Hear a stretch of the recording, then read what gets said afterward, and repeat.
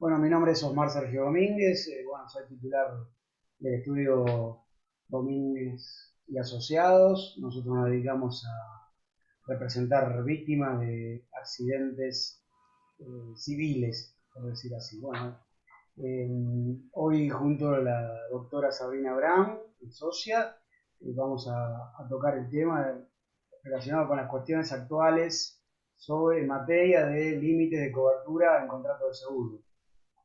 Eh, bueno, vamos a comenzar diciendo que bueno, la inflación que padecemos tergiversa todas las variables económicas.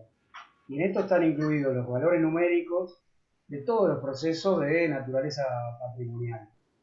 Vale decir que la inflación influye sobre las variables relacionadas con los procesos de daños y perjuicios en cuanto a cuantificación del daño, actualización monetaria, tasa de interés, y lo que vamos a abordar hoy es sobre el límite de cobertura en contrato de seguro.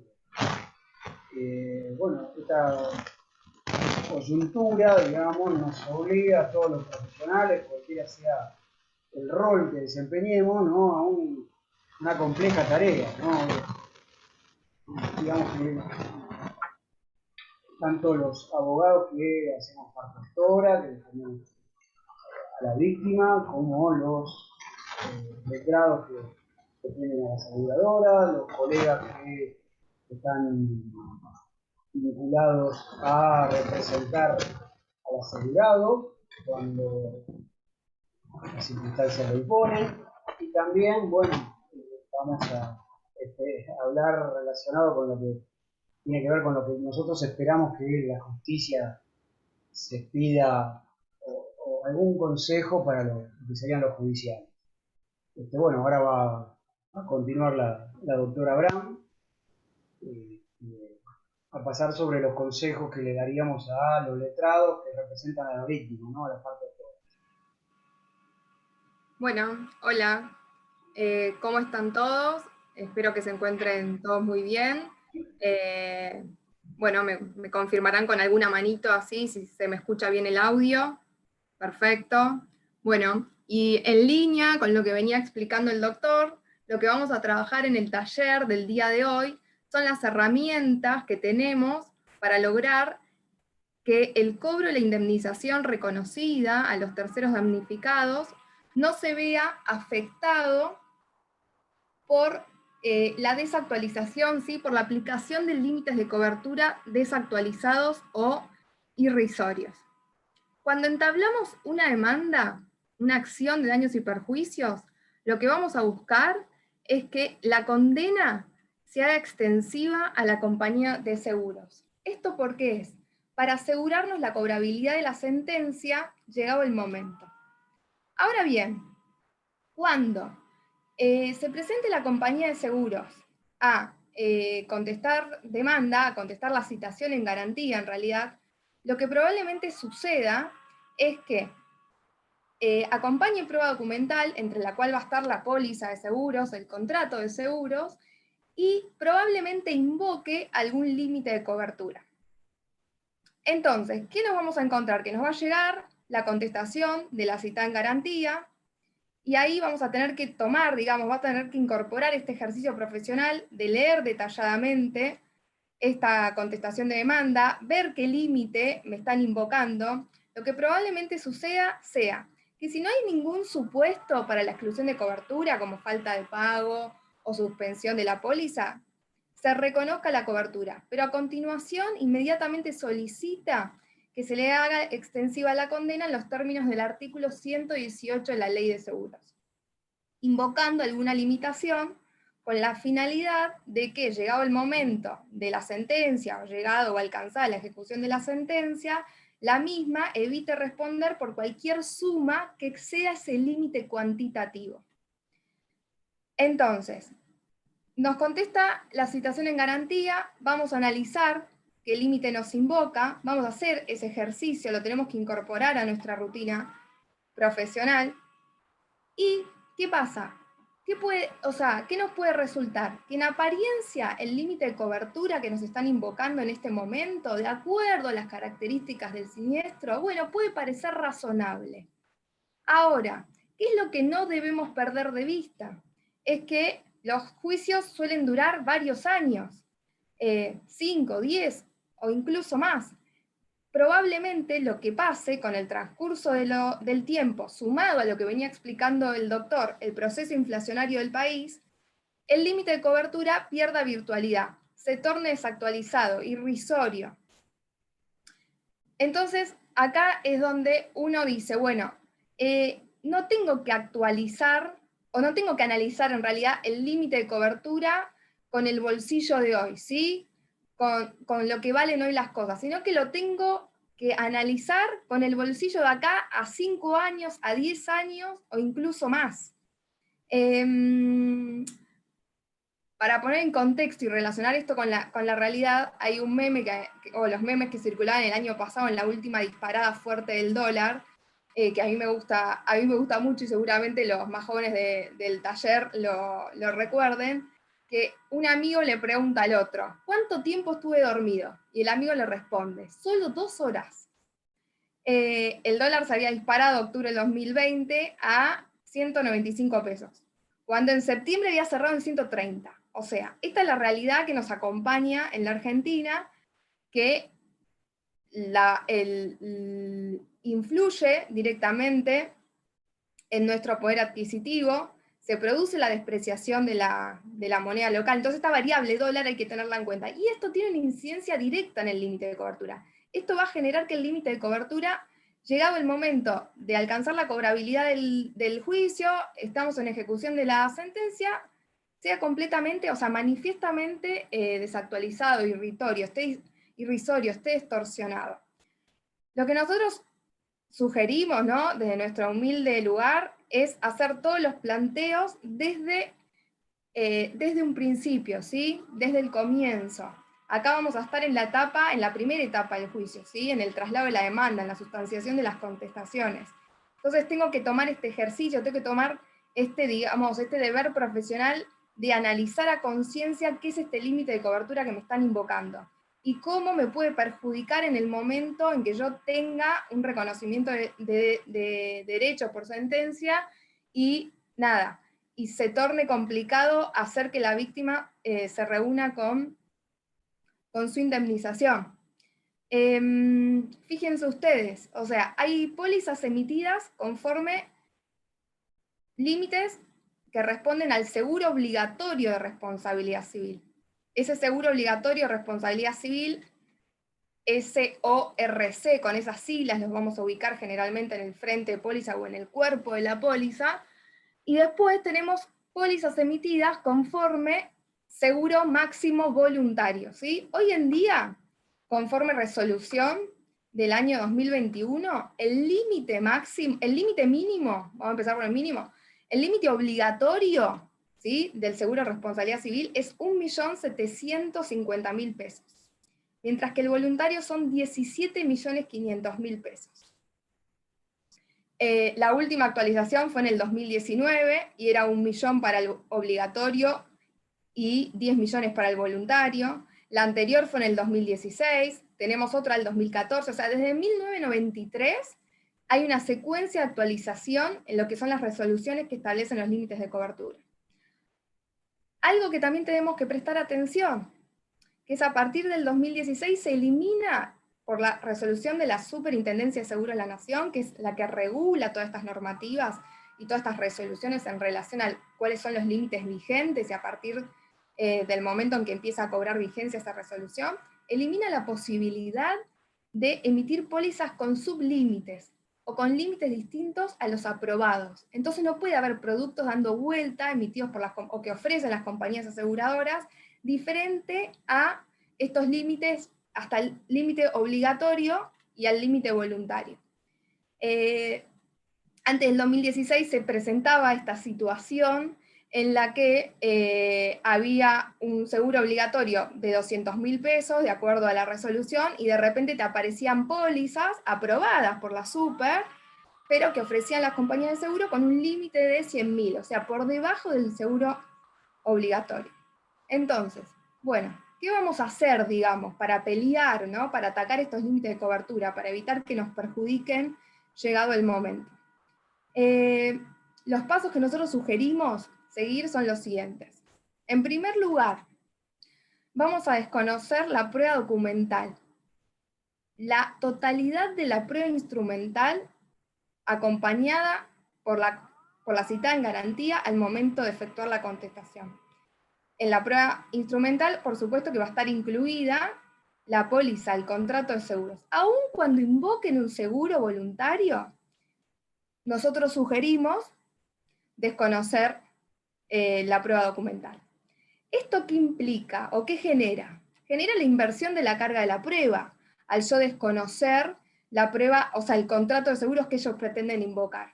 Entonces son ellos, es la compañía de seguros, digamos, la que va a tener que salir a acreditar las condiciones generales de la póliza, las condiciones particulares, el límite que pretende invocar y de cuál va a pretender valerse llegado el momento de la cobrabilidad o de la ejecución de la sentencia. Paso 1. A continuación, ¿qué vamos a hacer? Vamos a plantear una defensa ya más aguerrida, que es la nulidad e inoponibilidad del límite de cobertura. Y ahora vamos a ver en base a qué fundamentos vamos a plantear cada una de ellas. La nulidad, ¿sí?, la vamos a basar, y escuchen bien esto, que es muy importante, en que los límites de cobertura desnaturalizan el instituto del seguro obligatorio. Desnaturalizan lo que tuvo en miras el legislador al momento de estipular la obligatoriedad de la contratación de un seguro de responsabilidad civil. Pasa por alto el espíritu de la ley, que es que toda víctima que haya sufrido un accidente de tránsito perciba la indemnización que le corresponde. Que ninguna víctima que padezca un daño, ¿sí?, quede sin ser indemnizada justamente, ¿sí? La indemnización del daño injustamente padecido. Eso es ahí lo importante de esta, ¿no? Al plantear la desnaturalización. ¿Y qué tenemos que ver? Que acá cambia el centro de protección del negocio jurídico del contrato de seguros. No solo se tiene en cuenta el patrimonio del asegurado, sino que el centro de protección vira hacia el tercero damnificado, para quien el contrato de seguros funciona como garantía, ¿sí? Se produce un cambio de tutela, de protección en los derechos de la víctima, que responde inmediatamente al espíritu de la ley, ¿sí?, a lo que tuvo en miras el legislador. Entonces, acá nos encontramos con una contradicción palmaria, o sea, cómo una norma administrativa entra en contradicción con la norma, con una norma imperativa, con una ley imperativa, con una norma de orden público, ¿sí?, como es el artículo 68 de la Ley Nacional de Tránsito. Pasando, o sea, conculcando este instituto de la obligatoriedad del seguro, desnaturalizándolo. Y ahí es donde nosotros vamos a solicitarle a los jueces, porque esto es de resorte judicial, ¿sí?, es de resorte del juez. Ahí nosotros le vamos a solicitar a los jueces el control judicial de las cláusulas predispuestas y abusivas de los contratos de adhesión. Sabemos que el contrato de seguros es un típico contrato de adhesión. Entonces, nos vamos a parar a la altura del artículo 984 del Código Civil y Comercial vigente. Este código, ¿qué nos dice? ¿Cómo tienen que ser redactadas las cláusulas predispuestas? Nos dice que si estas cláusulas predispuestas están redactadas de manera abusiva, se van a tener por no escritas.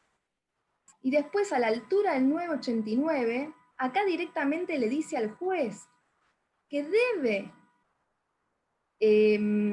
controlar, ¿sí?, debe hacer el control judicial de estas cláusulas abusivas pese a que hayan sido o a que hayan recibido aprobación de autoridad administrativa, debiendo declarar la nulidad, y acá vemos que es de resorte del juez, debiendo declarar la nulidad para el caso en que la cláusula desnaturalice la obligación del predisponente, en este caso la compañía de seguros, ¿sí? Sabemos que la posibilidad de negociación en los contratos de seguros es prácticamente nula, por no decir inexistente, ¿sí? Bueno, a todo esto vamos a sumarle un argumento más, que es el principio integral de reparación, o el principio de reparación integral, o plena, ¿sí? Así utilizamos la terminología que recepta el código vigente. Artículo 1740, receptado también por el artículo 19 de la Constitución Nacional, y vamos a decir que el principio de la reparación plena es un principio constitucional.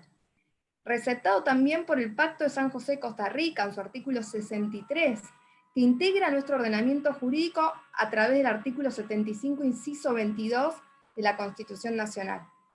Entonces ahora, o sea, tenemos todo ese conglomerado de normas, ¿no?, que nos dan fuerza para defender esta reparación plena a favor de la víctima del accidente de tránsito. ¿Qué nos dice el principio de reparación plena? Que todo aquel que haya sufrido un daño tiene derecho a la reparación del mismo, ya sea material, ya sea un daño corporal, ya sea un daño extrapatrimonial, no discrimina, ¿sí? Incluye a todos. La reparación plena consiste en la restitución del damnificado a la situación anterior al hecho dañoso, ya sea en dinero o en especie. Entonces, la conclusión acá cae por sí sola. El límite de cobertura conculca este principio tan importante de raigambre constitucional. Lo pasa por alto. Es un menoscabo. Acá me preguntan, por más que estaban deshabilitados, pero lo refuerzo, artículo 1740 del Código Civil, voy leyendo por ahí algo del chat, espero no distraerme, 1740, reparación plena. Y ¿qué vamos a plantear también para sumar más argumentos, para darle más fuerza a este planteo de nulidad del límite de cobertura? Lo vamos a plantear desde otra perspectiva, ¿sí? Que es el artículo 109 de la Ley de Seguros. Lo repito, porque veo que van tomando nota por las preguntas. 109 de la Ley de Seguros. Esto obliga, ¿sí? Mediante esta norma obliga, la compañía de seguros se obliga a mantener indemne el patrimonio del asegurado. Ahora bien, tenemos una compañía de seguros obligada a mantener indemne el patrimonio del asegurado, pero que invoca un límite de cobertura como escudo protector de su patrimonio, dejando expuesto el patrimonio del asegurado, a quien tenía que cubrir o proteger, ¿sí?, ante las eventuales acciones que inicien las víctimas de los accidentes de tránsito devenida en acreedor, por la imposibilidad del cobro, de acceder al cobro de la totalidad de la indemnización, reconocida, pese a que tuvo que haber tramitado seguramente un largo juicio. Entonces acá vemos, o sea, cómo se perjudica al asegurado, cómo se perjudica al tercero damnificado. La víctima es doblemente perjudicada. Sufrió un daño injusto, ¿sí? Un daño injusto. Probó los daños a los que sufrió. Se sometió a peritaje, acreditó el daño alegado, ¿no? Este principio de quien alega un daño debe probarlo. Bueno, lo acreditó, lo probó, obtuvo una sentencia favorable, tramitó por lo menos, 5 años de juicio, 10 o más. Y llegado el momento de decir, bien, tengo una sentencia que me reconoce el derecho a la reparación, bueno, me oponen un límite de cobertura irrisorio, ¿sí? Completamente distorsionado. Esto no fue... o sea, la implementación del seguro obligatorio no fue, o sea, con miras a una actividad meramente recaudatoria de las compañías de seguro. No fue esa lo que tuvo en cuenta el legislador al momento de establecer la obligatoriedad, sino que está tutelando un interés superior, ¿sí? Un interés colectivo, que va más allá del interés individual, que va más allá del interés económico de la compañía de seguros. Y eso es lo que no hay que perder de vista al momento de interpretar estas cláusulas lesivas del derecho de la víctima, ¿sí? Cualquier cláusula de este tipo, la interpretación tiene que ser restrictiva, ¿sí? Porque tenemos una norma de orden público, entonces todo lo que choca con eso, bueno, hay que extremarlo con sumo cuidado. Entonces ahí fundamentamos con este control judicial que nos habilita el propio Código Civil. Luego de eso, vamos a plantear la inoponibilidad de los límites de cobertura. Y ahora paso a desarrollar los fundamentos, ¿no? O los planteos que ustedes pueden relacionar con esta inoponibilidad para que, bueno, el escrito vaya tomando fuerza. ¿Y qué vamos a decir en la inoponibilidad? Que los contratos no pueden perjudicar a quienes no revisten la calidad de partes. El tercero damnificado es un tercero ajeno a la celebración del contrato de seguros. Entonces no se lo puede perjudicar en sus derechos. Un contrato no puede alterar lo que una norma de carácter imperativo le reconoció.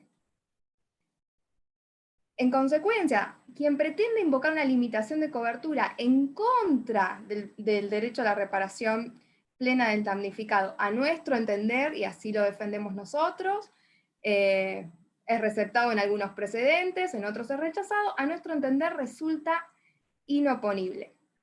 Y acá lo que vamos viendo es cómo la autonomía de la voluntad encuentra su límite. ¿En dónde encuentra su límite? En la obligatoriedad de la contratación del seguro de responsabilidad civil. Claramente encuentra su límite. ¿Por qué? Porque si yo no tengo la libertad de contratar o no un seguro de responsabilidad civil al momento en que elijo sacar a mi vehículo a la calle, a rodar a la vía pública, no tengo esa libertad, tengo la obligatoriedad de contratarlo, justamente porque la finalidad es la protección del tercero damnificado ante la eventual producción de un accidente, para que ninguna víctima quede sin merecer la indemnización que es justamente merecida. O sea, en ese sentido, digamos, no debemos perder de vista la función social que cumple el seguro, como función de garantía, de naturaleza tuitiva, proteccionista, ¿sí? Nos enseña el profesor, el doctor Waldo Sobrino, que el principal beneficiario del contrato de seguros es la víctima de accidentes de tránsito. Acá vemos cómo la víctima de accidente de tránsito entra en la categoría de consumidor. ¿Esto por qué es importante? Primero porque el derecho del consumidor hoy en día es considerado un derecho humano. Eso ya nos da otra tutela, otro nivel de protección. Y segundo, porque nosotros al considerar a la víctima, ¿no?, al tratarla como un consumidor, a la víctima del accidente de tránsito, ya podemos echar mano, digamos, a los fundamentos de la legislación consumerista y podemos invocar los principios propios los principios del derecho de consumo, ¿sí? Que les voy a enumerar algunos para que ustedes los tengan ahí a mano para el momento de tener que fundamentar este planteo. A ver, el principio fundamental del derecho de consumo es el principio protectorio, ¿sí? Este es el principio fundamental del derecho del consumidor. Encuentra su razón de ser en que se considera la vulnerabilidad del consumidor que se encuentra inserto en una relación de consumo. Se parte de la base de que el consumidor está vulnerable. Después, otro principio que podemos enunciar es el indubio pro consumidor, que en realidad es una regla de interpretación. Cuando una norma pueda verse sometida a más de una interpretación, una norma ya sea general o particular, bueno, se debe optar, dice este principio, por aquella interpretación que fuese más favorable al consumidor. Después, podemos mencionar uno que a mí me gusta mucho, que se llama principio de progresividad y no regresividad. ¿Esto qué nos dice este principio? Que la legislación siempre tiene que ser de avanzada, siempre tiene que ser en progreso, garantizando ya más, o sea, del piso del piso de derechos adquiridos que tiene el consumidor. El Estado nunca puede adoptar medidas o legislar en contra de lo que ya se le ha reconocido, o sea, en retroceso de lo ya reconocido. Siempre la legislación tiene que ser de avanzada. Nunca se puede legislar perjudicando la situación en la que se encuentra ese consumidor. Entonces, a ver, precedente, digamos, para que ustedes busquen para la lectura, que a mí me resulta interesante, es un fallo que se llama Albornoz-Eva, un fallo de la Sala A, en el cual ustedes van a encontrar varias voces que hablan tanto de la nulidad como de la inoponibilidad del límite de cobertura, e incluso algunos que se pronuncian sobre la validez del límite de cobertura. ¿Por qué?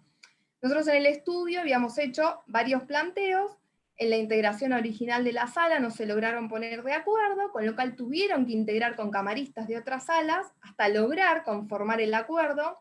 Entonces tenemos una integración que llegó a 7 camaristas, y vamos a ver las distintas voces en relación a el límite es oponible, el límite es inoponible, e incluso un voto muy interesante para que lean del doctor Carranza Casares, de la sala, titular de la sala G, pero que vota, digamos, por convocatoria en la sala A, que declara la nulidad, con fundamentos muy atendibles, en este límite, en este fallo, perdón, Albornoz-Eva, que a ver si tengo, Albornoz-Eva con Núñez, año 2017, sala A.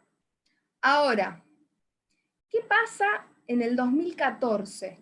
Hablando de precedentes judiciales. Creo que es 2013 o 2014. La sala K declara la inoponibilidad, encabeza el doctor Ameal, declara la inoponibilidad del límite de cobertura. Era un límite de cobertura de 30.000 pesos, emitido, la póliza la emitía Liderar, la compañía de seguros Liderar, y declara la inoponibilidad por considerar que el límite era irrazonable. Ahora bien, la compañía de seguros, no contento con el resultado del fallo, interpone un recurso ante la Corte lamentablemente admite el recurso, revoca la sentencia por mayoría simple, y declara arbitraria la sentencia de la Sala K. A ver, los voy a poner un poco en contexto. El límite de 30.000 pesos había sido emitido conforme resolución del año 1993. Argentina, plena convertibilidad, $1, $1, o sea, 30.000 pesos, $30.000. ¿Cuáles son los fundamentos del fallo? El principio de la reparación plena lo reconoce, que existe el principio de la reparación plena, reconoce. O sea, como en Santa Coloma, digamos, ¿no? Sigue ese precedente la Corte, eso no lo desconoce, pero no implica, dice, que tengan que indemnizarse la totalidad de los daños. El principio de la reparación plena no implica apartarnos de las condiciones de contratación. El fallo de la Sala K entra en contradicción con una norma con la resolución administrativa de la Super. Y el último de los argumentos, entre todos los que menciona, pero estremecedor, no se probó la irrazonabilidad del límite de cobertura. Ahora, yo les pregunto a ustedes, ¿era necesario probar la irrazonabilidad de un límite de cobertura de 30.000 pesos? Aplicado 25 años después de la celebración del contrato. Hay un ejemplo que nos da el titular que nos da el doctor Domínguez en el estudio para cuando hay que explicar esto, que a mí me gusta mucho, así que se lo voy a robar, y él explica que en la época de la convertibilidad, pleno año 90, con $30.000 te comprabas un monoambiente de 30 metros cuadrados en una buena zona de Capital Federal. Bueno, hoy en día, para comprar un monoambiente de 30 metros cuadrados en una buena zona de Capital Federal, tenemos que estar hablando de $90.000, ¿no? Un promedio. Bueno, eso hoy en día representa 15 millones de pesos. Entonces, ¿a ustedes qué les parece? ¿Era necesario probar la irrazonabilidad del límite de cobertura de 30.000 pesos año 2017? Saquen sus propias conclusiones. Ahora, ¿qué pasa? Presidente de la Corte, año 2017, no se probó la irrazonabilidad, declara el límite de cobertura válido. Precedente, Flores con Jiménez, que no lo dije, me parece. Bueno, estábamos en el estudio con el doctor Domínguez, y bueno, y obviamente el resto de los asociados y demás. Y bueno, teníamos que empezar a pensar nuevos planteos, ¿no? Soluciones alternativas para empezar a introducir, digamos, una nueva pelea y atacar estos límites de cobertura, completamente desvirtualizados. Entonces empezamos a plantear lo que se llama actualización del límite de cobertura. Lo empezamos a introducir como un planteo más. Ahora, ¿en qué momento? No al contestar la demanda, como estábamos explicando antes que planteamos la nulidad y la inoponibilidad, sino recién en los alegatos o en la expresión de agravios, dado que la irrazonabilidad del límite uno la va a poder advertir de manera manifiesta, ¿sí? O sea, que el límite está distorsionado, generalmente cuando se está llegando al momento de la sentencia definitiva, ¿no? Entonces ahí la duración excesiva del pleito, sumado al proceso inflacionario, ahí vemos como el límite quedó completamente licuado. Entonces vamos a plantear la actualización del límite de cobertura. ¿Qué vamos a pedir?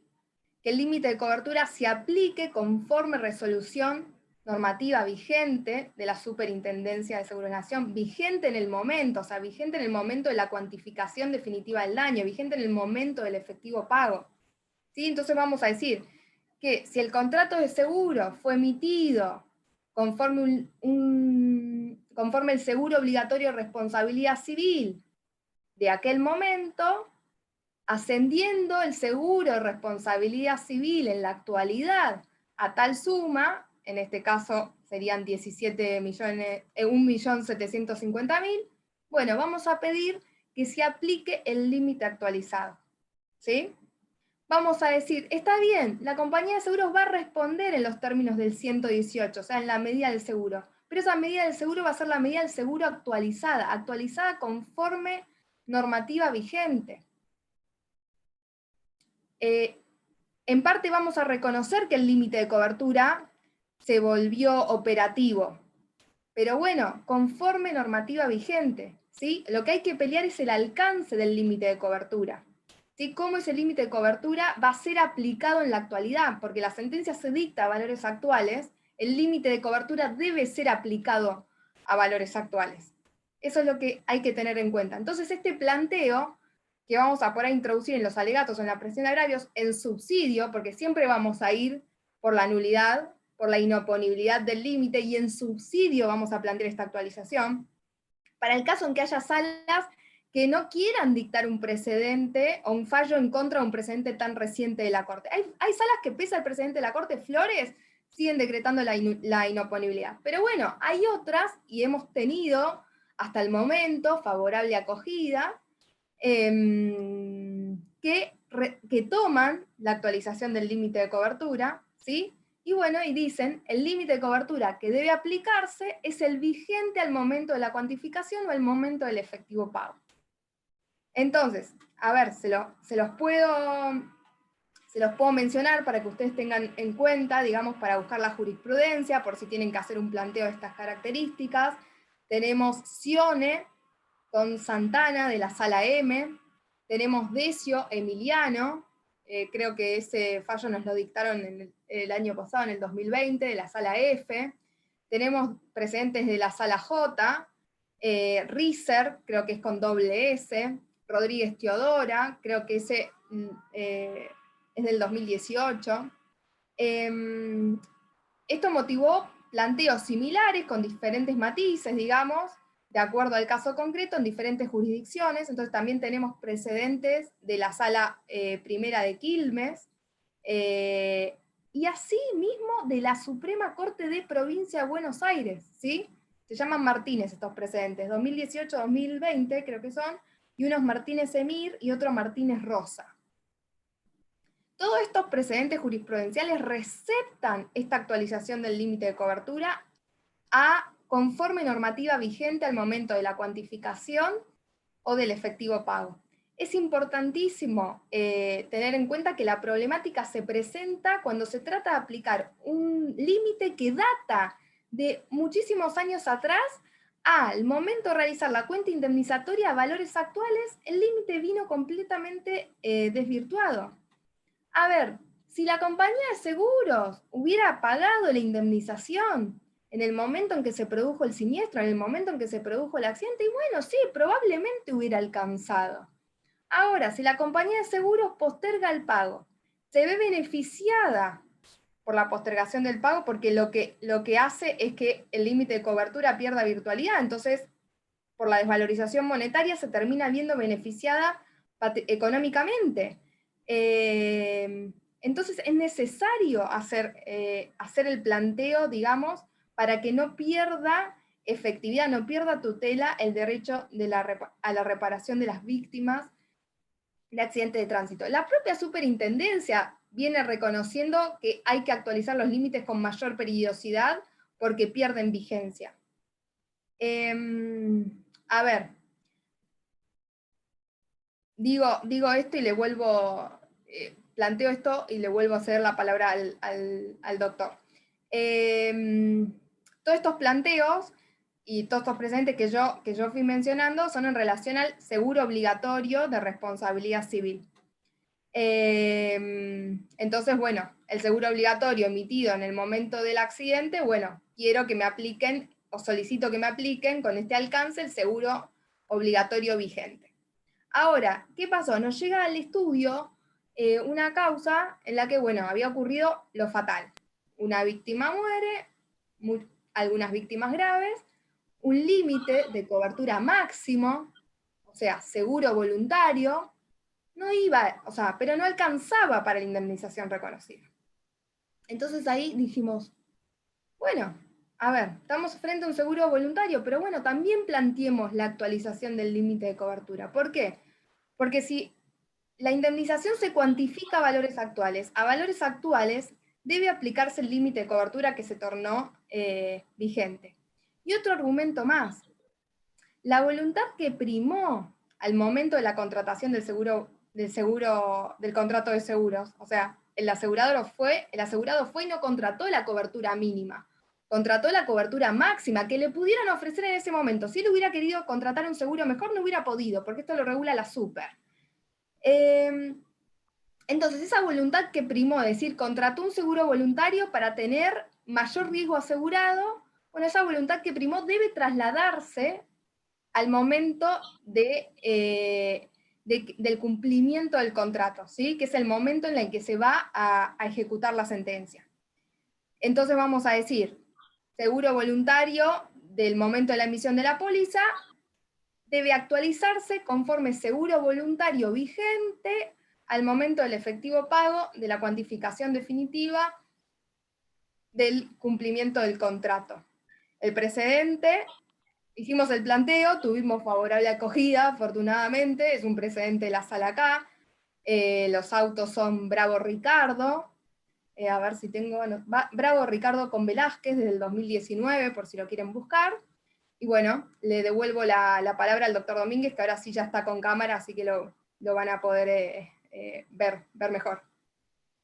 Bueno, gracias Sabrina. Bueno, estos fueron los consejos, digamos, la forma que nosotros actuaríamos o que actuamos permanentemente, digamos, con los planteos que hacemos para defender el interés del cliente víctima, tercero, víctima de un accidente civil.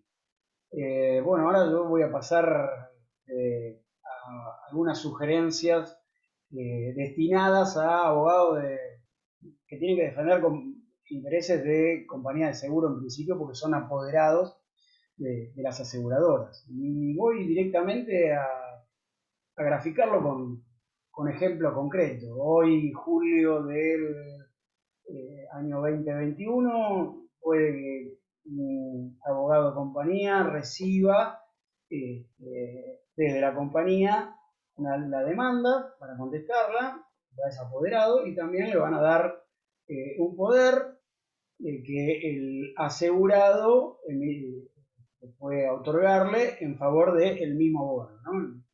Para que en forma de litis consorcio conteste por las dos partes. Y puede que, bueno, le llegue esa demanda, sea hoy de 8 o 10 millones de pesos, porque reclama para reparar, se reclama para reparar un daño, una lesión, y hoy el límite de cobertura sobre la cual va a responder la compañía de seguro puede llegar a ser la de 17 millones y medio, ¿no? Que es la última actualización que hizo la Superintendencia de Seguros, es una póliza nuevita, vigente. Entonces, a priori no parece que haya ninguna dificultad, ningún interés contrapuesto entre lo que la tarea de defensa del abogado, por un lado de la compañía de seguros y también del asegurado. Pero ¿qué va a pasar cuando proceso termine dentro de 5 o 6 años, ¿no? En tiempo promedio que duran estas acciones. Y puede que la condena sea de 20, 30 millones de pesos, ¿no? Estamos en un proceso inflacionario. Si tomamos los últimos 12 meses de año calendario, estamos cerca del 50%, es decir que 100 pesos de hoy en un año van a ser 150 pesos y en 225, ¿no? Al mismo ritmo inflacionario. Entonces, ¿qué hace o qué debería hacer el abogado de compañía de seguros? Pero bueno, a ver, yo por un lado voy a defender los intereses de la compañía, voy a defender los intereses del asegurado, pero también estoy a la luz de lo que me impone la ley de seguros en cuanto a mantener indemne el patrimonio del asegurado. Entonces, ¿qué pasa cuando dentro de 5 o 6 años nos podamos encontrar ante el escenario de que la condena del capital sea superior al límite máximo de cobertura que en su momento se pactó y sobre lo cual no había ninguna posibilidad de variante? Digamos, la voluntad del asegurado, como bien dijo Sabrina, fue la mayor protección. El mercado le ofrece como máximo hoy una cobertura, un límite máximo voluntario de 17 millones y medio, y resulta que al final de pleito puede que la compañía le diga, miren, no, nosotros respondemos por 17 millones y medio, el resto se tiene que hacer cargo usted. Bueno, a esto se expone un abogado de compañía de seguros que contesta también por el asegurado. ¿Y a qué se expone? De que si la compañía decide no mantener indemne al asegurado y aferrarse a ese límite de cobertura de 17 millones y medio, es probable que el asegurado diga, bueno, acá hay mala praxis. Como yo otorgué un mandato para que me defiendan, no me entero de nada, estoy supuestamente protegido y al final del pleito no se mantiene indemne mi patrimonio, porque un abogado no hizo los planteos de defensa personales que tenía que hacer en cuanto a esta materia, y actuó en un marco de intereses contrapuestos, porque el interés de la compañía de seguro no era exactamente el interés que tenía el asegurado, ¿no? El interés del asegurado, en principio, es que la compañía le responda en su totalidad, digamos, y esa es la expectativa. Entonces, la sugerencia al letrado, antes de contestar la demanda, tiene que ir a la compañía y decir, bueno, a ver, ¿ustedes van a responder por la totalidad o van a hacer valer el límite de los 17 millones y medio? Porque de esa forma, cuando esto finalice y terminemos con una condena superior, ese límite de 17 millones y medio va a ser insuficiente para cubrirlo. Entonces, me obligan a exponerme a una denuncia ante el Tribunal de Ética por haber actuado por intereses contrapuestos o bien una mala praxis, ¿sí? Con lo cual, bueno, el consejo es que deben convenir previamente con la compañía de seguro, bueno, cuál va a ser el comportamiento para cuando se presente una situación así en el futuro, ¿sí? Bueno, y por el lado de los consejos al abogado del asegurado para los casos en que la compañía de seguros le advierta que puede haber intereses contrapuestos porque el límite de cobertura eventualmente puede no alcanzar a cubrir la totalidad de la condena, con lo cual lo que debe invocar ese abogado particular que defiende al asegurado es la obligación que tiene la compañía por la ley de seguros, que es una ley emanada del Congreso, que puede estar en contraposición con esta disposición que emite la Superintendencia de Seguros, pero que esa ley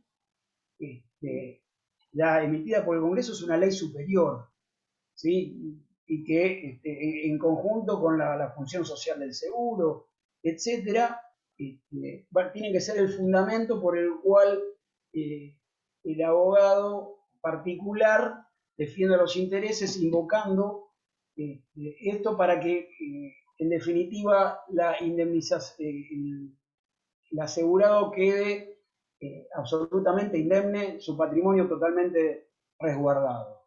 ¿Sí? Bueno, y por último quiero hablar de lo que nos sucede en la práctica con las condenas, ¿no? Bueno, o sea, estamos hablando ya de la función judicial para quienes tengan que dictar sentencia respecto de esto. Y muchas veces, bueno, una condena puede terminar en primera instancia condenando un capital por abajo del límite máximo permitido dentro de la cobertura pactada, o puede terminar por encima, ¿no? Eso no lo sabe el juez de primera instancia, porque, bueno, en definitiva no es quien cuantifica en forma definitiva que sí lo es la alzada, ¿no? Entonces, al momento de hacer extensiva la condena a la compañía de seguros, generalmente las disponen que la condena se hará extensiva a la compañía a la aseguradora en los términos del artículo de la ley de seguros. Es decir, de acuerdo al contrato de seguros, en la medida del seguro. ¿Y cuál es la medida del seguro? A nosotros se nos ocurre que sería muy saludable que al momento de dictar sentencia de primera instancia y también de Cámara, que se establezca exactamente cuál es el extremo, el límite de ese alcance. Es decir, si es inoponible, si lo consideran nulo, o bien si ese valor debe ser actualizado y que no lo dejen sujeto a una interpretación de por el cual esa condena sea exclusivamente hasta el límite pactado o al límite vigente actual. ¿Sí? Deberían los jueces decir, se condena a la compañía de seguros hasta el límite máximo voluntario vigente al momento de la cuantificación definitiva. O, como bien hablan otros fallos, incluso van más allá, más adelante, dicen el límite máximo voluntario dispuesto por la superintendencia al momento del efectivo pago. ¿Sí? Bueno, y con esto creo que finalizamos la exposición y ahora lo voy a invitar bueno, a abrir el debate, a escuchar preguntas, despejar dudas, lo que consideren, estamos para contestar lo que crean conveniente. Muy bien, muchas gracias, profe. Si les parece, vayan levantando la mano y de a uno les voy habilitando el audio. El primero es Matías, te damos audio.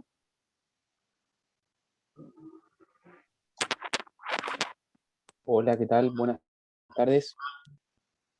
No sé si se me escucha. ¿Sí? Sí. Acá ok, perfecto.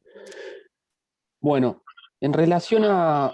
Me inquietó mucho el tema de esto del abogado que contesta demanda y contesta citación en garantía, digamos, el problema que te trae aparejado el hecho de esto que usted menciona. Yo, en el caso particular, he visto en el estudio donde actualmente trabajo una situación la cual usted plantea. Y usted sabe que al momento de que sale la sentencia de Cámara y adquiere firmeza y digamos, nace la obligación para el pago, justamente se superó este límite de cobertura y el abogado, por imposición de la compañía, tuvo que renunciar con una carta documento que fue adunada al expediente. Y esto realmente es inquietante. Cuando yo lo vi, lo miré con cierta normalidad, pero ahora que usted lo menciona, realmente es una mala praxis. Si nos atenemos Bueno, creo que, bueno, la renuncia del abogado es tardía, digamos, porque el momento de defenderlo, digamos, el interés contrapuesto no nació en el momento de la cuantificación definitiva. Yo creo que se puede prever en el mismo momento de que aparece la demanda, en el momento de contestar, teniendo en cuenta esto de que la inflación nos lleva a esta posibilidad en forma concreta. Con lo cual yo Sí, creo sí, que ese abogado que renunció actualmente está expuesto a que su ex defendido lo demande por mala praxis, e incluso le haga una denuncia en el Tribunal de Ética. Y el motivo va a ser de que defendió intereses contrapuestos, que termina manifestándose en el momento de esa cuantificación. ¿Sí? claro, Con claro, lo claro, claro. cual, yo creo que los estudios externos que defienden intereses de compañía de seguros tienen que pactar previamente estas condiciones. ¿Sí? De lo contrario, deberían abstenerse de contestar la demanda por el asegurado, para no entrar en intereses contrapuestos. Claro, claro. La verdad que no, es inquietante en el sentido de que para quienes trabajamos en estudios, en representación de compañías y muchas veces nos imponen esta cuestión, uno no lo analiza, digamos, en el sentido de que puede traer aparejada una responsabilidad profesional. Pero ahora que usted lo menciona, es algo realmente inquietante. Y nada, por supuesto agradecerle, ¿no? Bueno, pues nada, ¿con quién seguimos? Muy bien, seguimos con Esteban. Esteban, te estamos solicitando el audio. Ahí, ¿no? Ahí está bien. Sí, perfecto.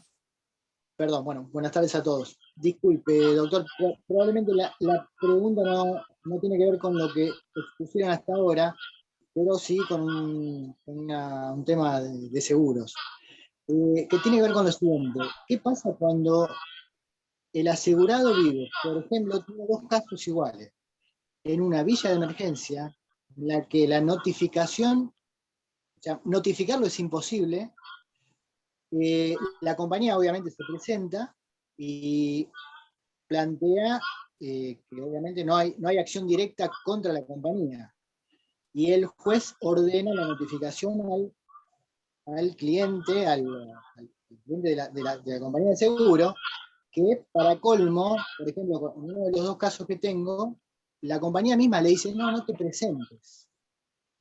Y yo lo sé por la persona, ¿no es cierto? Bien, bueno, Tengo a los ver, datos. no tiene ¿Qué mucho que pasa en ver con esos casos? no tiene mucho que ver con el tema de hoy, pero el consejo es el siguiente. Bueno, primero, digamos, nosotros lo que hacemos es intentamos la notificación pidiendo que el oficial notificador sea acompañado por fuerza de seguridad, y a cuyo fin pedimos un libramiento de un oficio destinado a la comisaría de la zona para que acompañe al notificador. A veces logramos notificar de esa forma. Y después, bueno, si no se logra aún de ese modo, manifestar la imposibilidad, bueno, pedir el oficio a RENAPER para que digan cuáles son los domicilios que tiene declarado ante la autoridad pública el asegurado o el conductor demandado, intentar todas esas notificaciones de toda la forma, y luego de eso manifestar la imposibilidad y solicitar la notificación por edictos, y luego la intervención, y para el caso de que, bueno, lo más lógico, que no se presente el asegurado, que intervenga el defensor oficial. De esa forma se cuidaría de no involucrarse en futuras novedades, ¿no? Pero mucho trabajo, mucho esfuerzo y mucho tiempo, pero no hay otro camino, no hay otro camino. En general, las notificaciones, por lo menos en la capital federal, con la comisaría de la zona, se terminan haciendo las diligencias y buscando el domicilio y muchas veces logrando esta notificación. Perfecto, muchas gracias, disculpe que no tiene que ver con el tema. Ok, para eso estamos. Muy bien, muchas gracias. Seguimos con Emiliano. Hola, ¿qué tal? ¿Se escucha bien? Sí, sí. Bueno, en primer lugar agradecerle la charla, saludar a los colegas, excelente, muy claros los conceptos y la verdad es que colabora mucho lo que es el planteo y el repensar este tema. Un poco en lo concreto, mi pregunta radica en lo siguiente. ¿Qué ocurre en aquellos siniestros en los cuales deriva una multiplicidad de víctimas? Por ejemplo, en mi caso concreto son 4 víctimas. La compañía tiene conocimiento de que las 4 víctimas sufrieron lesiones graves o lesiones muy importantes, incluso al punto tal de que a mi cliente le llegan a evaluar la incapacidad. Bueno, no se llega a un acuerdo en ese momento en forma extrajudicial, ¿viste? La compañía directamente, incluso mi cliente sin representante legal. Bueno, mi cliente deja pasar el tiempo. Las otras 3 víctimas sí llegan a un acuerdo con la compañía. Y bueno, al tiempo mi cliente se decide, obviamente previo a que prescriba, a formular el reclamo pertinente. Y cuando va a formular el reclamo pertinente, le dice, che, pará, yo por los otros 3 damnificados ya pagué el, qué sé yo, por ejemplo, el 85% del límite de cobertura que yo tenía, y en tu caso concreto me queda nada más un 15%. Que llevado a valores, incluso aplicándole una tasa, yo soy de la ciudad de Rosario y acá hay diferentes criterios. El principal criterio que existe en todo lo que es el tema de actualización es actualizarlo con una tasa de interés. O sea, agarrar el valor y actualizarlo con tasa de interés. Llegamos a una suma que no alcanza a cubrir la real incapacidad que padece. Entonces, mi pregunta es, concretamente, porque bueno, el 119, viste que te habla de cuando vos tenés una pluralidad de damnificados, la compañía los tiene que hacer una reserva o pagarlos a prorrata. Entonces, ¿cómo jugaría en este caso, si han tenido la experiencia y si tienen alguna sugerencia de cuál ha sido su experiencia? Muchísimas gracias. Bueno, la verdad que es algo que lo que planteas es muy interesante. Te diría, te voy anticipando, de difícil solución. Lo primero que plantearíamos en ese caso es que lo acordado y abonado voluntariamente por las compañías corren por su cuenta, y que para el caso de que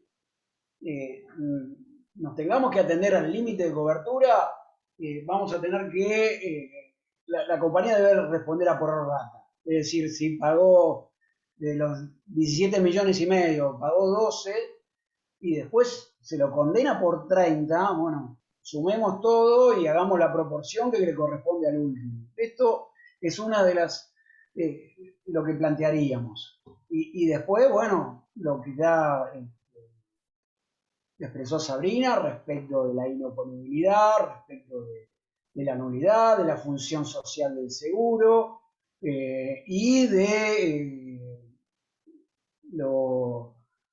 le reitero lo que dice la ley, también la ley de seguro, del artículo 100 y algo, ahora no recuerdo, de que debe mantenerse indemne el patrimonio del asegurado. Es decir, bueno, el tercero tiene que estar plenamente indemnizado, ¿sí? El asegurado tiene que estar indemne, ¿sí? Todo esto son leyes nacionales, ¿sí? Emanadas del Congreso de la Nación. Y si entran en contradicción con una disposición de un órgano como la Superintendencia de Seguros, que depende del Poder Ejecutivo, tiene que primar la ley superior, con lo cual habría que hacer algún planteo o de inconstitucionalidad o bien de inaplicabilidad. Yo iría más por el tema de la inaplicabilidad, en razón de que la ley superior debe prevalecer sobre las leyes inferiores. Muchísimas gracias. No, por favor. Bueno, ahora seguimos con Raúl. Gracias, muy amable, un gusto. Buenas tardes, doctor, Sabrina, doctora, también un gusto, un placer, muy enriquecedora la charla. Coincido en pleno con el punto de vista, la función social del seguro, las cuestiones técnicas que explicaron, un lujo. Aprovecho la consulta de estrategias procesales que está respondiendo el doctor, con respecto a esta situación que refiere de los intereses opuestos de los abogados de compañía y los particulares. ¿Qué estrategia o cómo podemos nosotros como abogados particulares, en el caso de que un cliente sea el demandado justamente, y nosotros advertimos que se encuentra en esta situación desde desde el traslado de la demanda, desde que se inicia el proceso, de qué forma podemos intervenir ahí cuando incluso el demandado, por el contrato de seguros, tiene que delegarle para que sea efectiva la cobertura, la representación a su compañía de seguros? Bien. A ver, vamos a hablar de un caso donde el asegurado decide defenderse por su cuenta, digamos, y no otorgar el mandato a la compañía de seguros, de acuerdo seguramente a lo pactado en la póliza. Bueno, la única consecuencia en principio sería que debería hacerse cargo de los honorarios de su abogado. ¿Sí? Esto es lo que la compañía de seguros no va a cubrir. El resto de lo pactado en la póliza está obligado a cubrirlo 100%. No puede, la compañía ni siquiera, nunca hemos tenido mucha experiencia de demandados que se presentan con su propio letrado, y no por ello la compañía intenta, con ese argumento, deshacerse de su obligación de indemnizar, digamos, de cumplir con el contrato de seguro y cubrir en los términos del contrato al tercero. Está bien. Pensé que no lo había visto en la práctica, pero pensé que por la ley de seguros tenía el asegurado la obligación de delegarle la dirección del proceso al asegurado. Esto no surge de la ley, esto surge de todas las pólizas. Pero en realidad lo que se pacta en las pólizas es que para el caso de que los asegurados o incluso terceros ajenos, como puede ser un conductor que no está dentro del contrato y no es asegurado, elija su propio defensor, tendrá que correr con las costas del letrado. Esa es la única diferencia. Gracias. Muy bien, muchas gracias, profe. Le damos la palabra a Miriam. Miriam, te escuchamos. Hola, ¿qué tal? ¿Me escuchan? Buenas noches. Sí, ¿qué tal? Buenas noches. ¿Qué tal? Buenas noches. La pregunta es la siguiente, la duda que me surge con respecto a todo esto. Yo en estos momentos soy abogada patrocinante de la parte actora, o sea, en un accidente, el tercero damnificado, bueno, soy abogada patrocinante. Obviamente, al contestar demanda, las aseguradoras, en todos los juicios que tengo, unificaron patrocinio. O sea, el abogado del apoderado de la aseguradora junto con el asegurado. Unificaron patrocinio. Bien. Y todos, sí, obviamente, y en todos también, al responder demanda, dijeron de que iban a responder de acuerdo, bueno, al límite justamente de la cobertura del artículo tal de la ley de seguros. La pregunta que tengo es, puntualmente, o sea, al momento de la sentencia, ¿sí? Si ese límite supera entonces la suma por la cual ellos dicen que responden, yo tendría que presentar un escrito diciendo de que actualicen los montos, o sea, solicitando que se actualicen esos montos. Bien, ya entendido. Bien, estamos hablando de lo que habitualmente ocurre, que es un liticonsorcio pasivo entre las distintas partes demandadas en un accidente de tránsito o un accidente civil donde un tercero reclama. Bien, Bueno, esto se lleva a una condena, ¿no? Sí. Y es posible de que no haya habido planteos previos. Nosotros sugerimos hacer algunos luego de la contestación de demanda, cuando el juzgado provee, bueno, por contestar la demanda, por ofrecida la prueba, téngase presente la instrumental, bueno, de desconocimiento, oposición, etc.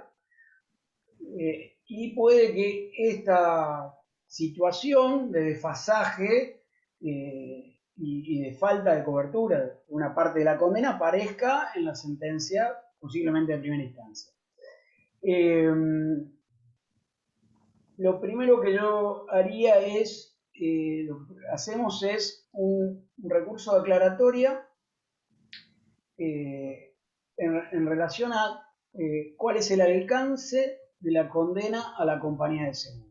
Y ahí podemos plantear todo el tema de la actualización. Es decir, está bien, la condena se hace solidaria, se hace extensiva a la compañía de seguros en los términos de, en la medida del seguro.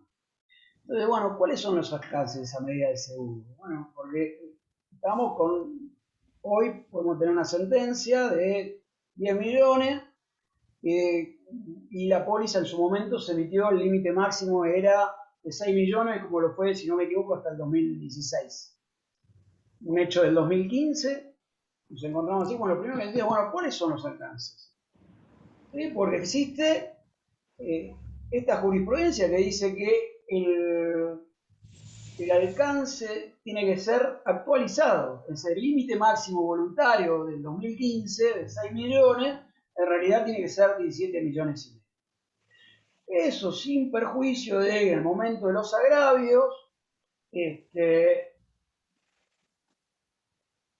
plantear la inoponibilidad o la nulidad con los fundamentos que ya vinimos explicando. Pero bueno, eso sería básicamente lo que hacemos nosotros y lo que estamos aconsejando ahora en este momento.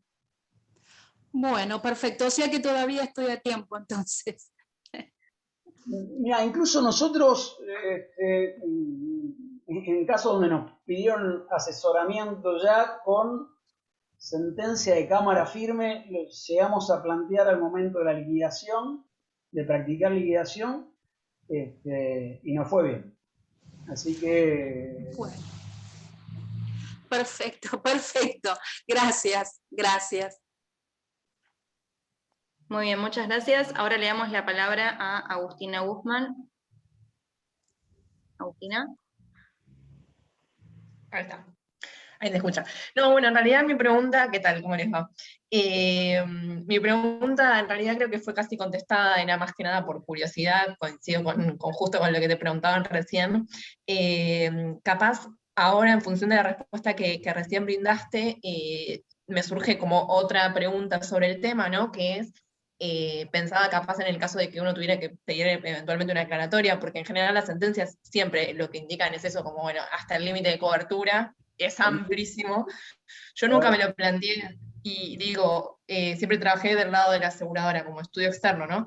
Y pensaba, claro, del otro lado es distinto pensarlo de esa manera, y pienso capaz como para aportar algo a esto, ¿no? Es qué elementos considerarían para ver cuándo es el momento oportuno de plantearlo, digamos, ya con la sentencia, ¿no? Como aclaratoria, qué elementos ustedes tienen en consideración, ¿no? Supongo que con, digamos, con la simple sentencia ustedes ya de por sí lo han planteado directamente para tenerlo medio asegurado. Digamos, a ver, ¿cuál sería capaz tu sugerencia? Sí, sí, bueno, y la verdad que gracias a tu pregunta voy a completar la respuesta de la chica anterior porque me quedó algo ahí pendiente. Bien, como te decía, nosotros arrancamos planteando como aclaratoria, bueno, cuál es el alcance, cuál es el extremo de esa condena.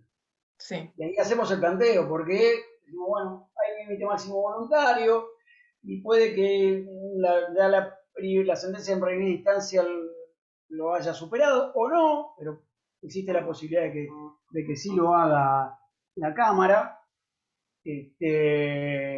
Y también tenemos la experiencia de que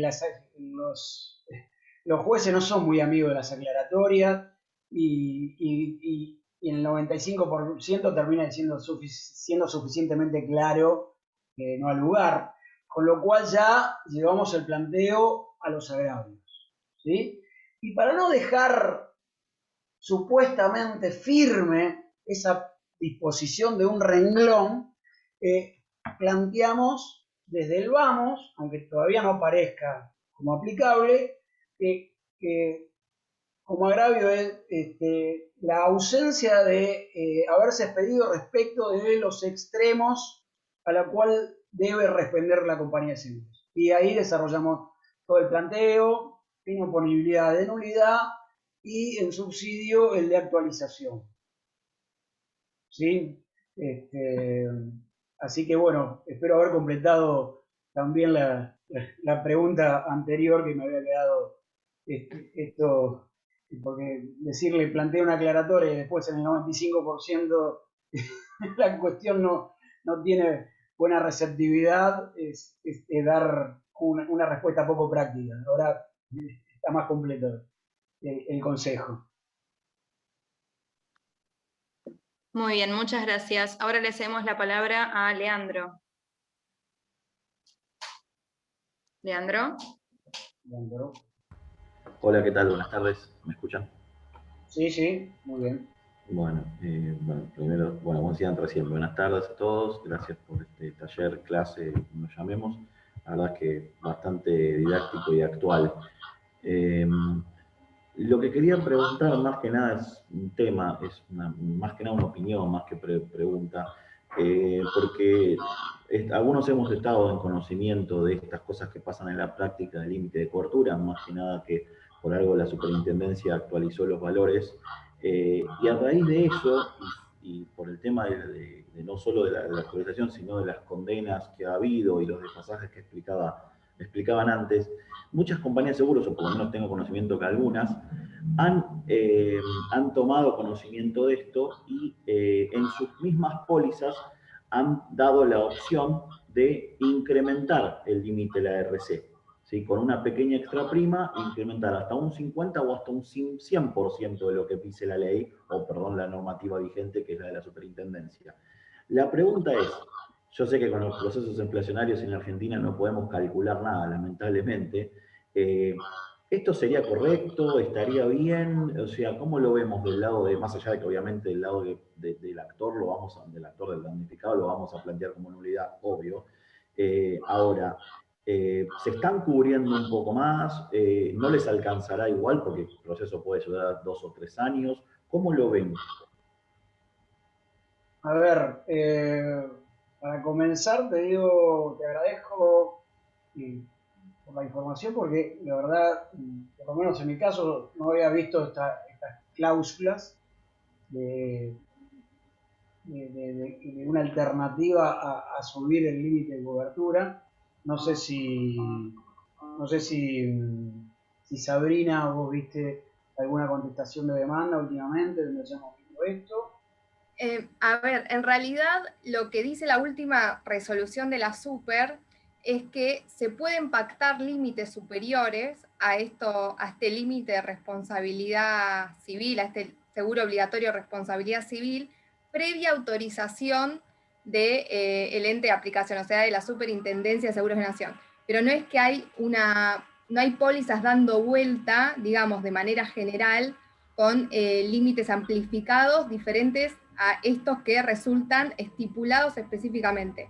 Justamente, ¿por qué? Porque se generaba esta situación de que había productos intermedios que tenían una aprobación particular, y justamente es como que lo que acá se trata es de legislar para la totalidad, digamos, de la sociedad, y no que cada uno, utilizando distintos mecanismos, logre la aprobación de pólizas con condiciones particulares que van, bueno, en este caso vos planteás una mejora, pero lo que pasaba antes era que iba en desmedro. Entonces, para eliminar todo ese tipo de situaciones que se presentaban, la Super lo que dice es, si querés emitir una póliza mejorando estas condiciones, tenés que pedir autorización expresa al ente que soy yo el que regula. Y nada, en lo que va, digamos, del año y en las contestaciones de demanda, por ahora no vimos ninguna póliza que haya mejorado el seguro No. obligatorio. Sabrina, esto es relativamente nuevo, tiene 2 meses, Por 3 eso, meses. en lo que va, digamos, de que está vigente, Sí, claro. de abril del 2021, no lo vimos. Sí vimos que pueden invocar el seguro voluntario como límite por acontecimiento y el seguro obligatorio como límite por persona. Es así, esa combinación. Entonces, bueno, en lo que planteaba el otro compañero, digamos, en un siniestro en el que hay multiplicidad de víctimas, bueno, al ampliarte el límite por acontecimiento, bueno, ahí tenemos una condición que puede resultar un poco más beneficiosa. Pero bueno, hasta lo que va, digamos, en la casuística al día de la fecha, por ahora no nos encontramos con ese tipo de pólizas. Les comento, y para terminar, ya complementando, el tema es así, es como decía, es como dice Sabrina, y es como, vamos a ponerlo indubio, prueba asegurado o algo así, es como que le dan una changüí al asegurado de tener un poco más de el límite de cobertura. Y sí, es correcto que hay que pedir autorización, y es en base, y la autorización se da en base al patrimonio y a los ejercicios, digamos, de la compañía. Por ejemplo, compañías que están muy bien, tienen un valor, tienen por ejemplo hasta un 50 o hasta un 100% que lo pueden tomar. Otras compañías que no están, digamos, con resultados bastante bien o que tienen muchos juicios, posiblemente o no se los acepten o se los acepten en menor medida. Pero a mí me parece una medida, por lo menos de la compañía que pueden y de las que uno contrata, bien, o sea, para proteger un poco más al asegurado. Está bien eso, Leandro, pero va a tener una repercusión directa en el valor de la prima también. Tal cual. Sí, es con nuestra prima siempre.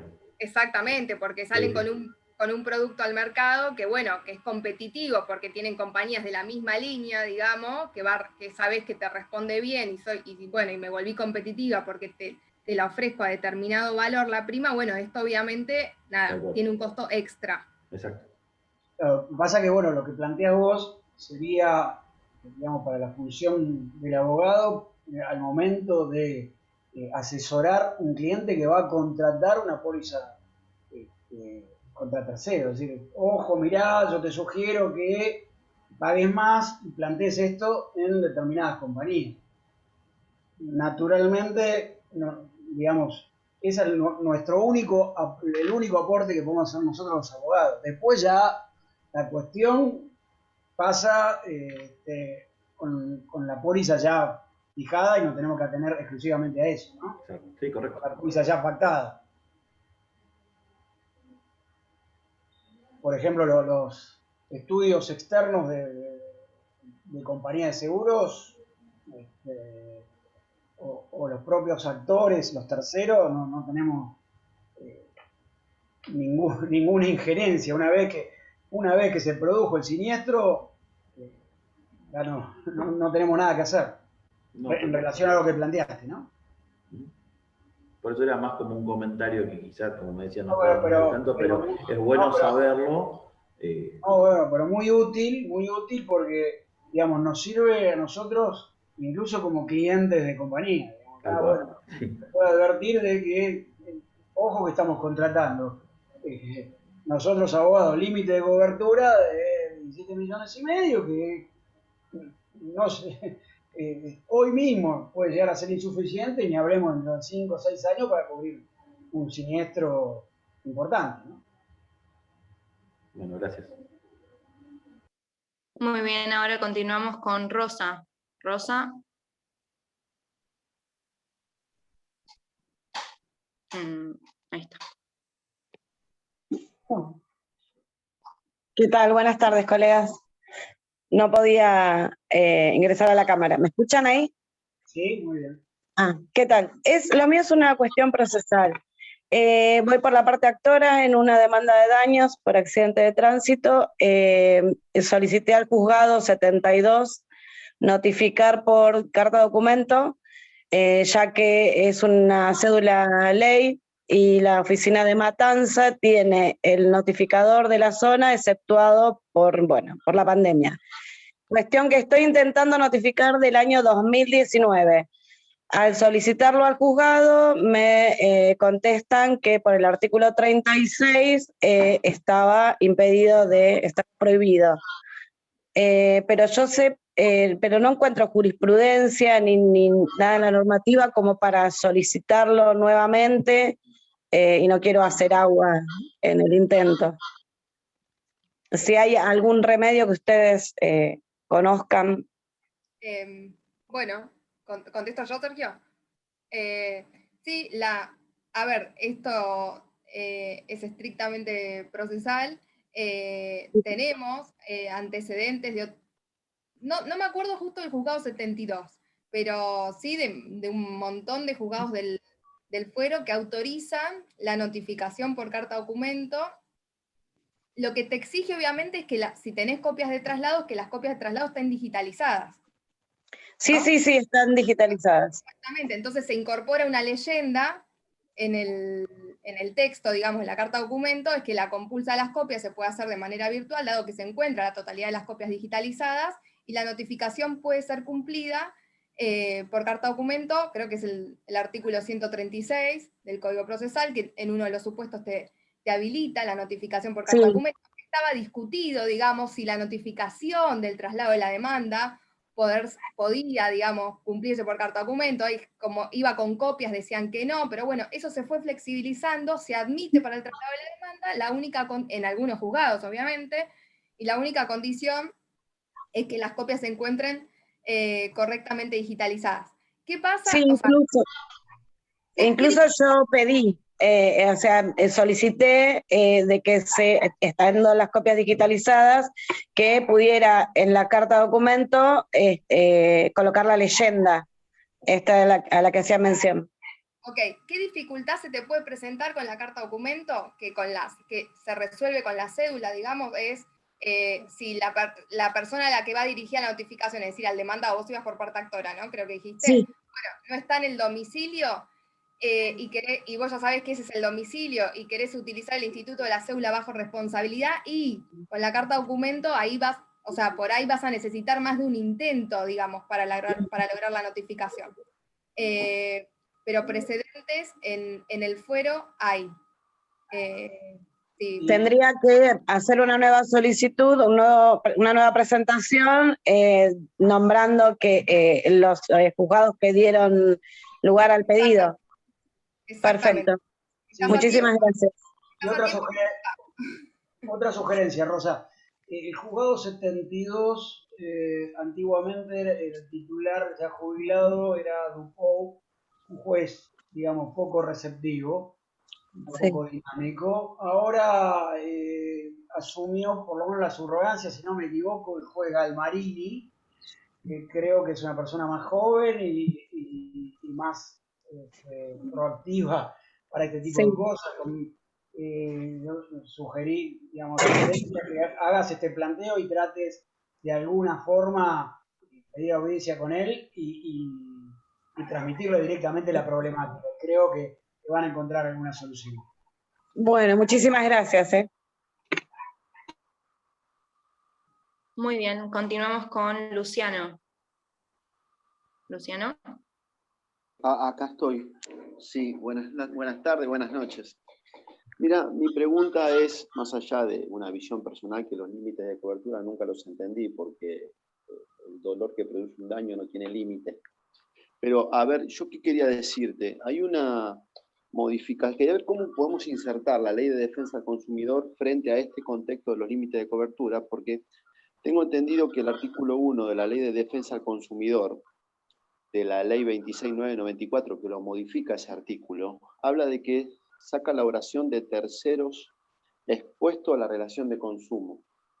Entonces, es como que tira abajo una parte de la doctrina. Entonces, ¿cómo podemos cerrar un encuadre donde, a través de la defensa del consumidor, que creo que la citaste, y la citaste muy bien, no logro poder insertarla frente a ese contexto del tercero expuesto? No sé si fui claro. Sí, Luciano, es verdad, hay ahora, a partir de la vigencia del nuevo código que modifica, digamos, el buy estándar, ¿no? Como le dicen en la doctrina a este consumidor expuesto, y dicen, bueno, prácticamente lo mató. Ahora, tenemos herramientas, digamos, para agarrarnos y hablar del contrato de seguros como una relación de consumo, en la que el principal beneficiario es la víctima del accidente de tránsito. Y vas a encontrar un montón de artículos del profesor Dr. Waldo Sobrino, en los que vos vas a ver con una claridad expositiva y narrativa espectacular, en la que él categoriza a la víctima de accidente de tránsito como consumidor, con lo cual ahí no hace falta considerarlo consumidor equiparado, digamos, estar equiparado o estar expuesto a la relación de consumo, sino directamente lo considera parte de la relación de consumo por ser el principal beneficiario. ¿Se entiende? Entonces ahí automáticamente te entra a jugar toda la legislación consumerista a tu favor, los principios del derecho de consumo que mencionamos en la primera parte de la presentación, ¿sí? Por ser el principal beneficiario del contrato de seguro, ¿sí? Más allá de esa oración que se sacó, que el tercero expuesto a la relación de consumo estaba bueno, quedaba fuera de todo. Bueno, Waldo Sobrino me dijiste, ¿no? Waldo Sobrino. Justamente el tercero expuesto es lo que es la doctrina que toma el fallo Mosca, ¿no? Claro, ese. Claro, y es como, es muy importante, porque en el tercero expuesto, bueno, nada, entrábamos un montón, digamos, por decirlo. Lo que pasa es que claro, están los intereses de las empresas que condicionan mucho a la hora de poder entrar. Esto creo que es directamente un condicionante del establishment de las empresas que sacaron esa oración. No tengo duda de eso. Es lobby puro. El lobby puro. Y quedamos afuera todos, ¿entendés? Entonces, bueno, voy a ver a Waldo Sobrino. Waldo Sobrino lo explica muy bien, te explica que es el principal beneficiario, o sea, este viraje, digamos, del centro de protección del negocio jurídico, del contrato de seguros, que es en pos de la víctima, ¿sí? Que es la finalidad de protección a ultranza de la víctima, o sea, que forma parte de la relación de consumo, no es que está expuesto a la relación de consumo, ¿sí? Yo entiendo eso. Yo entiendo que forma parte. Forma parte de la relación de consumo. Y para justificarlo tenés al doctrinario Waldo, que escribió un montón de cosas. Bien. Sí, y te va a servir. Muchas gracias. No, de nada. Muy bien, ahora le cedemos la palabra a Rocío. Hola, buenas tardes. Bueno, antes que nada, quería agradecerles por la charla. La verdad es que muy buenas las conclusiones que nos llevamos. Y para complementar un poco con algunas de las consultas que ya se hicieron, quería consultarles por su opinión para los casos en los que cuando una sentencia aclare que la aseguradora deba responder por el límite de cobertura máximo fijado al momento del pago, ¿qué interpretan ustedes que podría llegar a pasar si con una sentencia de Cámara eso llegara a corte? O sea, porque entiendo que el criterio de corte es contrario al de algunas cámaras. Entonces, quería consultarles si ustedes interpretan que hoy el criterio de corte podría modificarse, y, o sea, digamos, básicamente si lo ven viable.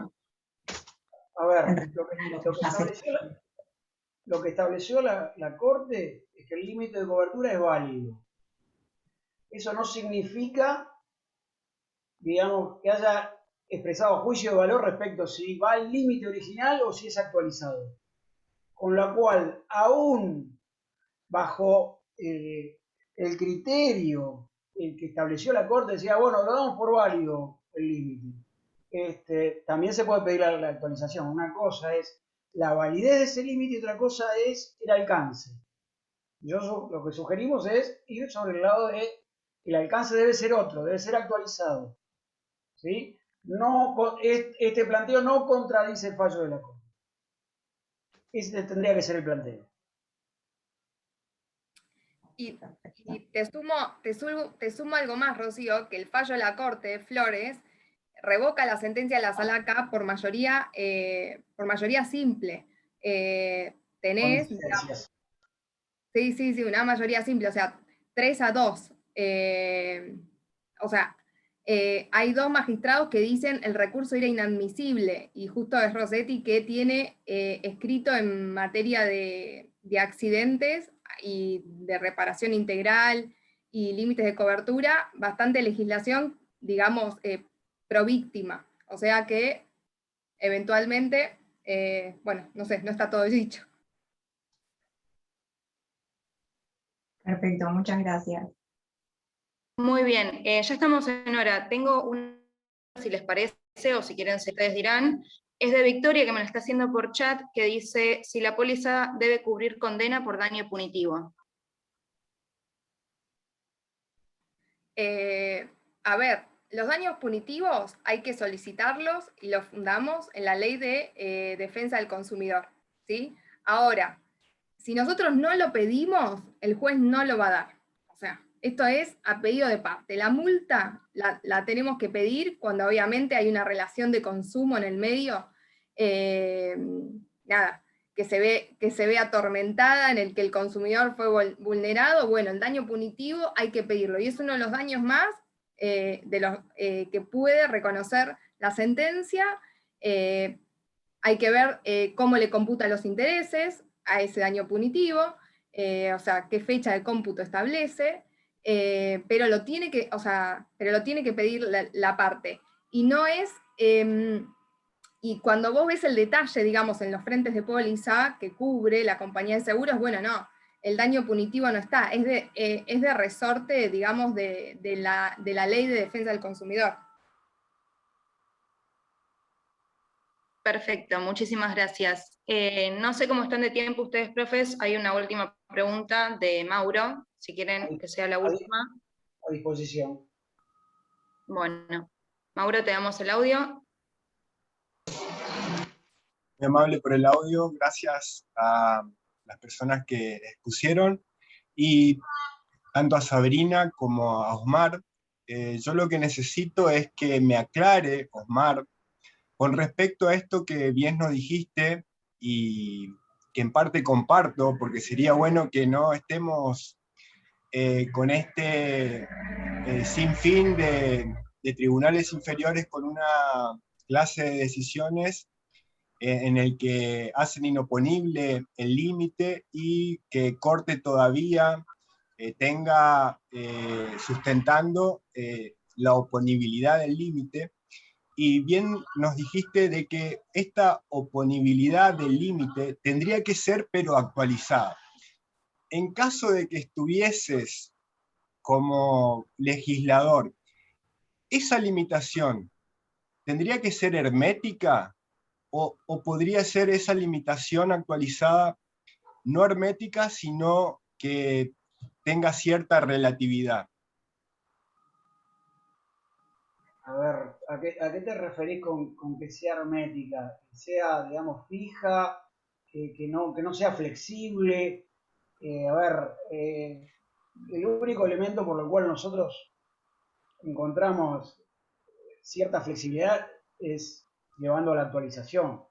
Todo lo demás tiene que ver con si es una limitación válida o nula, o si es una limitación oponible o inoponible. Estamos hablando de cláusulas válidas y oponibles. La única flexibilidad que se nos ocurre por ahora es con el planteo de actualizar esos límites que fueron pactados en tiempos donde la legislación emanada por la superintendencia tenía unos valores y hoy tiene otros, para llevarlos a los valores actuales. Después no le vemos otro tipo de flexibilidad, por lo menos a mí no se me ocurre. Un granito de arena, porque has interpretado muy bien lo que planteé, pero ¿qué pasaría si se permite con una norma, por ejemplo, que se actualice ese límite, pero tenemos un responsable que se torna no pudiente o insolvente?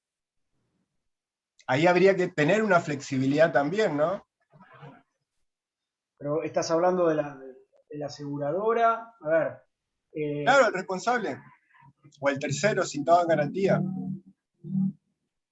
Pero bueno, el tercero citado en garantía. Vos estás hablando, por ejemplo, de un asunto en el cual es condenado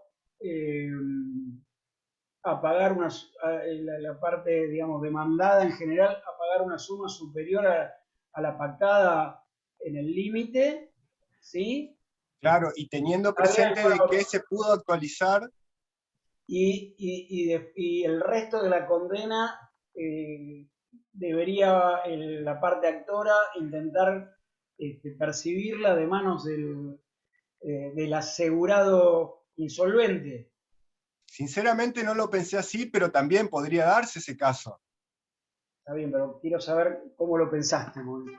Yo lo pensé como que, como vos nos explicaste, que se acepte de que se puede actualizar ese límite, pero llegado a ese caso, el responsable, el que tiene que cubrir ese límite, se torna insolvente.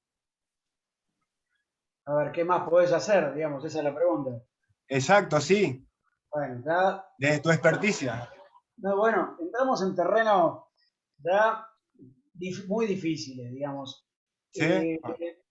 Lo único que lo dejamos en stand-by si querés. No, importa. no, pero bueno, lo único que me viene a la mente es muchas acciones que hubo contra la Superintendencia del Seguro, contra el Estado Nacional, ¿sí? Pero sobre todo fundados en que no controlaron bien a compañías que terminaron liquidándose, ¿sí? Con lo cual se tornó incobrable la sentencia, entonces se la responsabilizó por no haber controlado bien a la compañía. Con el mismo criterio, bueno, no con el mismo criterio, pero con un fundamento similar, uno podría, en un juicio ulterior, intentar ir contra el Estado diciendo, ustedes pusieron un límite que no cumplía con la función social del seguro. Y no mantenía indemne el patrimonio del asegurado, vulneraron una ley superior, entonces son corresponsables y intentar cobrar al Estado por esa falta de contralor o de no cumplimiento con normas superiores. Normas imperativas, de orden público. El único remedio que, por lo menos en este momento, se me ocurre sí. a tu interrogante. Buenísimo, muchas gracias, muy amable.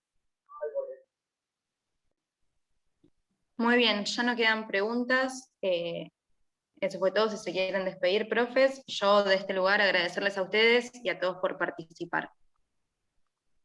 Bueno, muchísimas gracias por escucharnos, por la atención y por sumarse a este taller y bueno, también especialmente a los que participaron preguntando. Veo que hay muchos que intentan por chat. Bueno, el tiempo nos impide dar respuesta a todos los interrogantes. De mi lado, bueno, muchas gracias y espero verlos con prontitud.